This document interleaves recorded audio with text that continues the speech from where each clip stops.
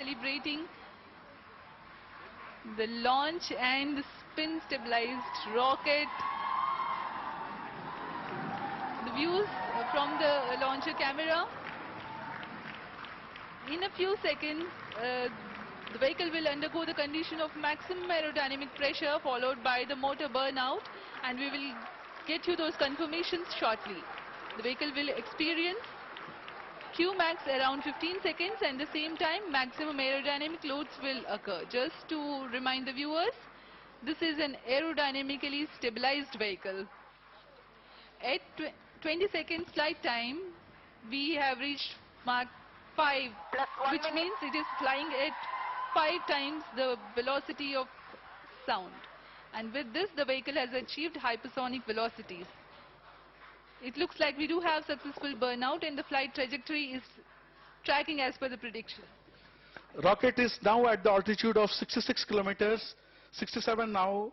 We have completed 80 seconds of flight time. We are around 34 seconds away from the launch pad, and the totally intended trajectory is being followed. The present altitude is 75 kilometers. As we slowly go towards our target of crossing 80 kilometers and way beyond that, nominally we expect to be around 100 kilometers when the peak altitude occurs. See the screen. Views from the Mission Control Center. 86 kilometers in altitude. We are at 85 kilometers now, and slowly and steadily we are reaching our peak altitude. If you can see it on the screens, the altitude profile is being shown. Around 133 seconds have passed. We are very close to our peak altitude. We are now at around 88 kilometers peak altitude.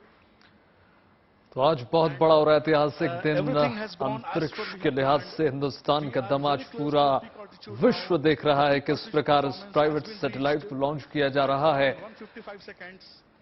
Sky root aerospace company ने इसको तैयार किया, निजी क्षेत्र के लिए 2030 में खोला गया था इसको, और अब जाकर इस ऐतिहासिक पल का गवाह न सिर्फ हिंदुस्तान बल्कि पूरा देश नहीं बल्कि पूरी दुनिया बन रही है। इसका पहला प्राइवेट रॉकेट है ये, और इसको लॉन्च किया जा रहा है। अब अमेरिका की तर्ज पर हम भी अपने प्राइवेट रॉकेट को स्वदेशी तरीके से, स्वदेशी उपग्रह के माध्यम से स्वदेशी तरीके से इसको लॉन्च करने जा रहे हैं, और माइलस्टोन इसे बोला जा रहा है, एक मील का पत्थर इसको कह सकते हैं हम, क्योंकि कई मायनों में यह खास हो जाता है। भारत के आंध्र प्रदेश में तिरुपति जिले के शार परियोजना बस्ती में है, और आपको बता दें इसमें सतीश धवन अंतरिक्ष केंद्र है। बंगाल की खाड़ी पर स्थित एक द्वीप ये है श्रीहरिकोटा, और इसके माध्यम से ये सैटेलाइट को लॉन्च किया जा रहा है। और खास बात यह है कि सरकारी मशीनरी नहीं बल्कि प्राइवेट ये है, इसलिए बहुत खास हो जाता है, इसलिए नए युग की शुरुआत भी इसको कहा जाता है। पहला प्राइवेट रॉकेट लॉन्च श्रीहरिकोटा से तमाम वैज्ञानिकों के लिए भी बहुत बड़ा दिन आज हो जाता है, और सुबह से आपको बता रहे हैं किस प्रकार से ये दिन बहुत महत्वपूर्ण है। पहला ये प्राइवेट रॉकेट लॉन्च है, भारत का पहला विक्रम रॉकेट आज 11:30 बजे का समय रखा गया था। सतीश धवन अंतरिक्ष केंद्र से प्रक्षेपित इसे किया जाएगा, और देखिए इसके प्रक्षेपण के लिए सभी प्रबंध जो हैं पूरे कर लिए हैं। मिशन प्रारंभ में 3 पेलोड होंगे, अब आपको बता दें 3 पेलोड के माध्यम से इसको सुनियोजित तरीके से किया जाएगा। स्पेस कट्स इंडिया, बाजमुक आर्मेनिया और एन स्पेस टेक इंडिया गति की तीव्रता और दबाव के माप का डेटा हासिल करने के लिए ये एक चरण वाला रॉकेट सेंसर से लैस है, और ये मिशन जो है इसरो के इतिहास में एक मील का पत्थर है। गैर सरकारी संस्था स्टार्टअप स्काई रूट के माध्यम से इसको लॉन्च किया जा रहा है, और 550 किलोमीटर वजनी ये रॉकेट जो है आपको बता दें 101 किलोमीटर की अधिकतम ऊंचाई तक पहुंचेगा। प्रक्षेपण की 300 सेकंड की अवधि के बाद इसके समुद्र में गिरने की उम्मीद जताई जा रही है। ऐसा प्रयास वैज्ञानिकों के द्वारा किया गया है। और आपको बता दें कि इन रॉकेटों को न्यूनतम श्रेणी की बुनियादी ढांचे की जरूरत होती है और इसलिए इन्हें 24 घंटे के भीतर जोड़कर किसी भी लॉन्च साइट से प्रक्षेपित किया जा सकता है। स्काईरूट अपने रॉकेट लॉन्च करने के लिए इसरो के साथ समझौता ज्ञापन पर हस्ताक्षर करने वाला पहला स्टार्टअप था। आपको बता दें इसकी शुरुआत हुई थी प्रधानमंत्री नरेंद्र मोदी की एक कह सकते हैं कि महत्वाकांक्षी या एक सोच थी, एक सपना उन्होंने देखा था। स्काईरूट स्टार्टअप आने वाले दशक में आपको बता दें 20,000 से अधिक छोटे मोटे जो उपग्रह अंतरिक्ष में भेजने की योजना बना रहा है। विक्रम श्रृंखला का नामकरण आपको बता दें भारतीय अंतरिक्ष विज्ञान के जनक डॉक्टर विक्रम साराभाई के नाम पर है और आज ये मील का पत्थर साबित हो रहा है। आपको याद होगा जब इसरो की शुरुआत हुई तो कहा जाता है कि पहले बैलगाड़ी पर फिर साइकिल पर तो रॉकेट को लाया गया था, पर धीमे धीमे इसरो की शुरुआत हुई।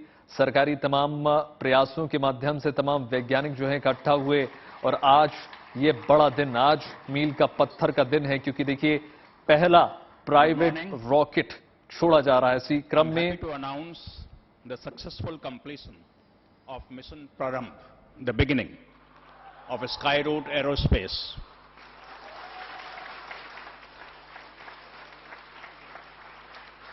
The rocket VKS took off at LEA of 80 degrees and azimuth of 100 degrees, achieved an altitude of 89.5 kilometers and a range of 121.2 kilometers, exactly what was planned by Skyroot Aerospace.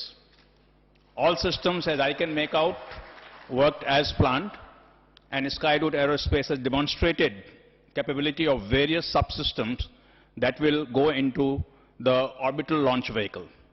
I congratulate Skyroot Aerospace, their team members, and thank various centers of ISRO, specifically SDSC, STRAC, and VSSC, team members of InSpace, led by Director PMA, Dr. Jain, and Director Technical, Mr. Rajiv Jyoti, and many thanks to multiple reviews conducted by experts. और तमाम जानकारी देने के लिए हमारे साथ संजय शर्मा जुड़ गए हैं। संजय, पहला प्राइवेट ये रॉकेट है, कितना लंबा सफर को देखा जाए और प्राइवेट रॉकेट को किस संदर्भ में देखा जाए कि आगे के लिए, भविष्य के लिए, अंतरिक्ष के लिए और कितना ज्यादा आसान हो जाएगा हिंदुस्तान का सफर? ये प्राइवेट रॉकेट है, लेकिन स्काईरूट ने जो रास्ता खोला है इसके लिए कहते हैं कि आसमान असीमित है, यानी अंतरिक्ष बिल्कुल असीमित है और इसमें असीमित संभावनाओं को इसने जन्म दिया है, शुरू किया है और इससे भारत एलीट क्लब में तो आ गया है जिसमें कोई निजी कंपनी का विकसित किया रॉकेट श्रीहरिकोटा से रवाना हुआ और सफलतापूर्वक प्रक्षेपित हुआ है।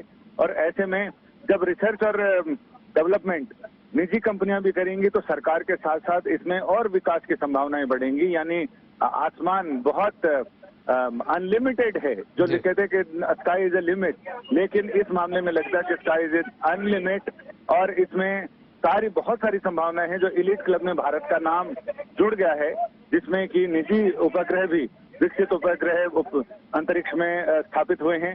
तो कुल मिलाकर ये देखें कि ये एक शुरुआत है और शुभस्तु पंथाना है, यानी बहुत सारी शुभकामनाएं हैं 140 करोड़ भारतीय लोगों की और इसके साथ ही दुनिया में एक नई शुरुआत जिसमें सिर्फ कुछ ही देश शामिल हैं जहां प्राइवेट उपग्रह जो भेज रहे हैं। ऐसे में स्काईरूट अपने आप में एक नया रूट खुला है जो पूरी दुनिया के लिए एक प्रेरणादायक तो है। संजय जी, आप जुड़े रहिए हमारे साथ वैज्ञानिक पीके घोष जी भी साथ में जुड़ गए हैं। आपसे जानना चाह रहा हूं कि 100 स्टार्टअप्स को समझौता उनके साथ हुआ था और नए नए स्टार्टअप्स जो हैं इस कदम की ओर आगे बढ़ेंगे, आगे और क्या संभावनाएं आपको लग रही हैं? साथ ही साथ ये जो प्राइवेट में शिफ्ट हुआ है इसको कैसे लिया जाए?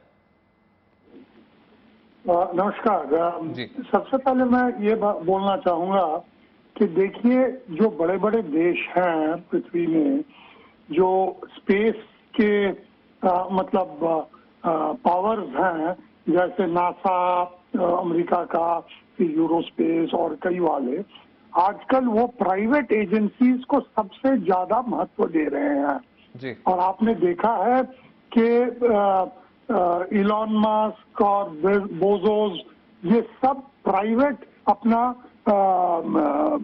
वर्जिन गैलेक्टिक, जो अलग अलग से प्राइवेट कंपनीज हैं, वो बहुत अच्छा कर रहे हैं। और नासा भी जहां तक हो सके अपना जो कार्य है वो प्राइवेट कंपनियों को ऑफलोड कर रहा है।